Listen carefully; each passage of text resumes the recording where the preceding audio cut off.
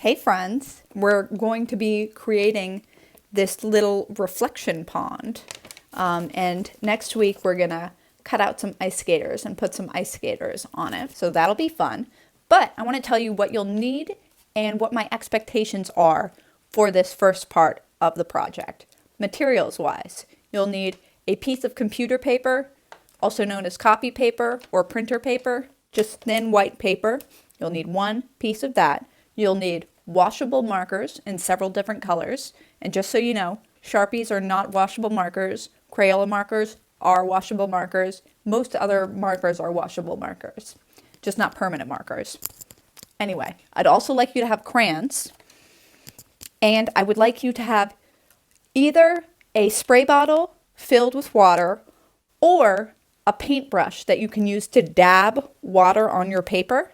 So the ink can bleed a little bit and we can transfer the image over to the other side when we fold this paper in half. Now on to expectations. Okay, there's three things that I want from you. I want you to fill up this top area. I want that. This is what I would consider filled up. There's not any white space. If you're going to leave a white sky, I would expect you to color that sky. Bring in some clouds, some snowflakes, some stuff like that.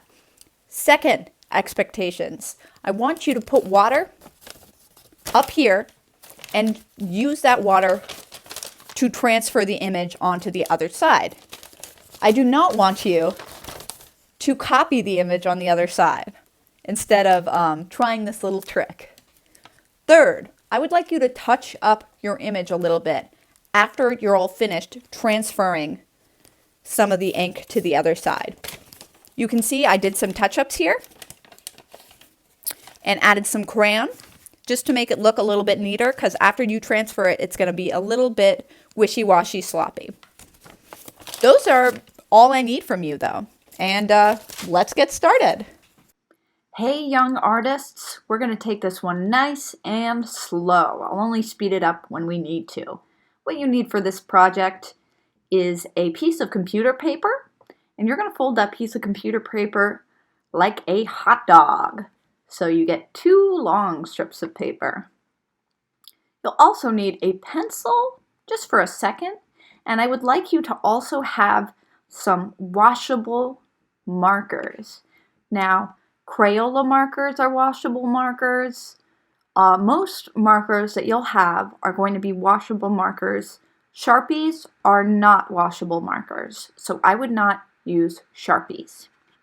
So what we're going to do with this is we are going to draw a little scene on one side of our paper, just one side of our paper, and then we'll get to the other side.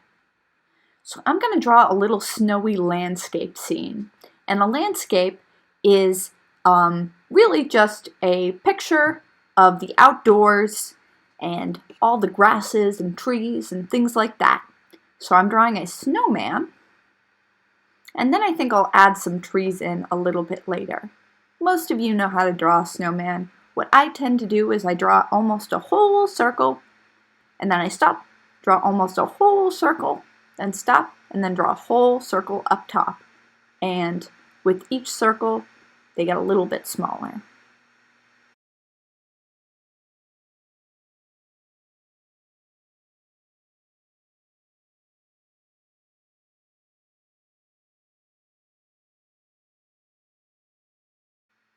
You can add as many details as you want to this little landscape background. I'm adding a snowman, and I'm also going to add some trees, but if you would like, you can just do trees. You could draw a little bear if you would like, things like that. Just you want to create an outdoor sort of snowy landscape. You can see I'm doing this all above that folding line that we created. I'm actually going to draw a line across that folding line to make sure I don't go over that line. I'm taking a brown marker now, and I'm creating sort of a little rectangle, and that's going to be the bottom of my little pine trees. So I guess another good thing to put on our drawings would be you could draw little pine cones. Now I'm going from right in the middle of that rectangle, and I'm drawing some lines that are going diagonally down. And diagonal lines are lines that are not straight across and they're not up and down. They sort of go side to side. That's what you call a diagonal line. And I'm giving them a little curve at the end just to make them look festive and cool.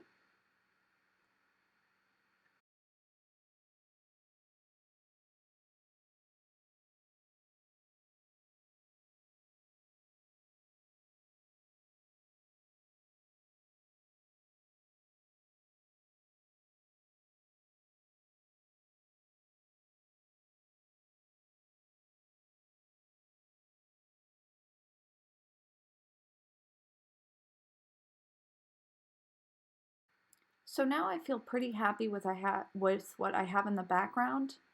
I may add some snowflakes or some little things like that, but I'm getting to the point where I am almost done with this drawing.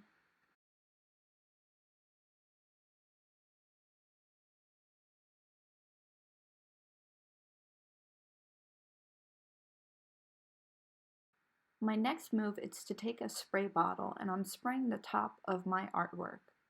I'm going to show you two ways to do this, one with a spray bottle and one with a wet paintbrush. You could also use a sponge. But after I sprayed the water on there, I'm going to fold my paper very carefully, just using computer paper, remember. I'm going to press it down nice and neat.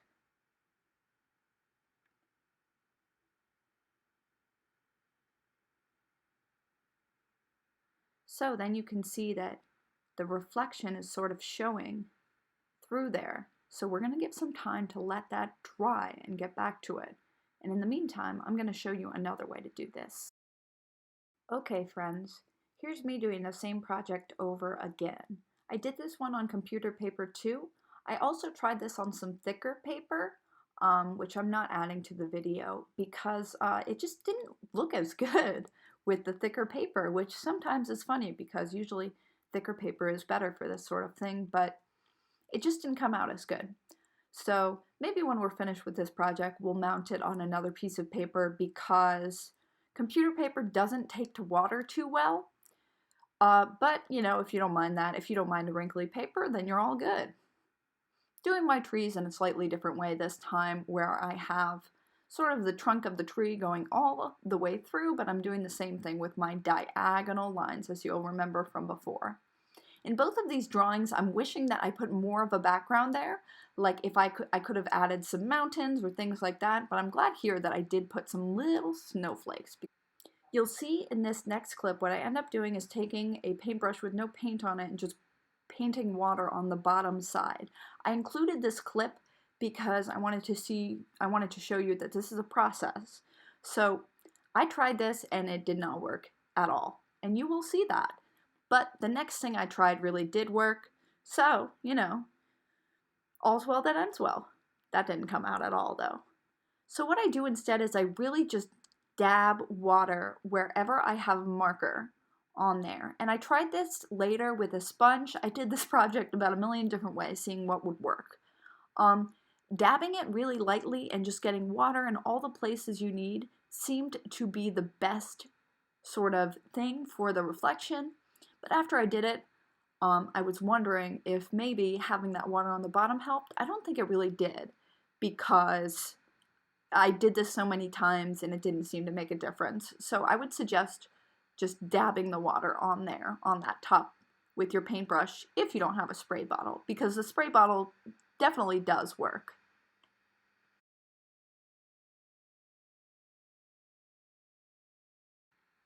Okay, now I'm taking this off, and honestly, I think this was the best one that came out.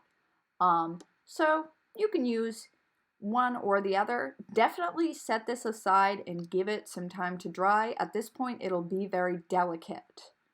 So now that we have this reflection, we're going to give the impression that it is on like an icy pond. And next week, we'll be creating some little ice skaters and cutting them out and gluing them to our paper.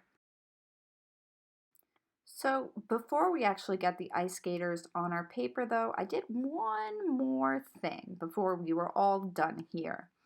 I'm going to do a little bit of a touch up on these drawings just so they look really nice on the top there. They got a little smeared from that water, but I can fix them up just with some pens. I can use anything, crayons, oil pastels, whatever you have for that little touch up. I just wanted to make sure my trees were nice and neat after that water came through.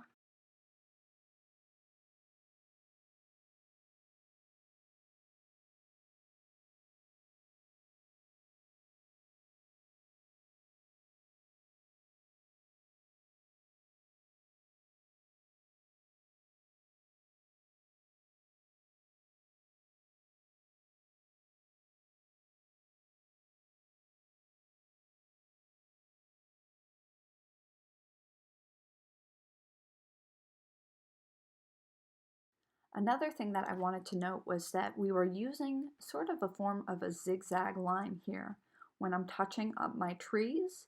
And I talked to a lot of kindergartners about this in class the other week. So I just wanted to remind you a line that goes zig and zag and side to side or up and down like that with the nice pointy edges, that is a zigzag line. Now I think I'm going to grab a crayon and do a couple more touch-ups on my snowman and my snowflakes before I'm all done for this week.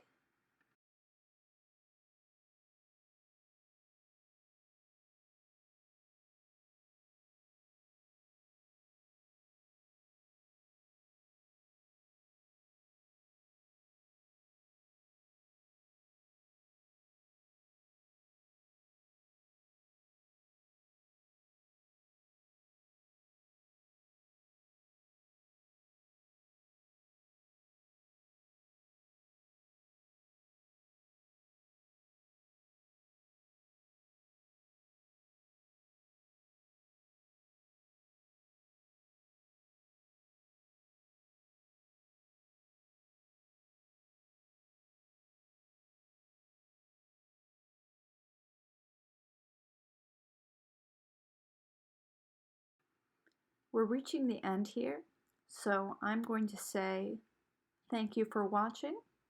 Next week, be prepared.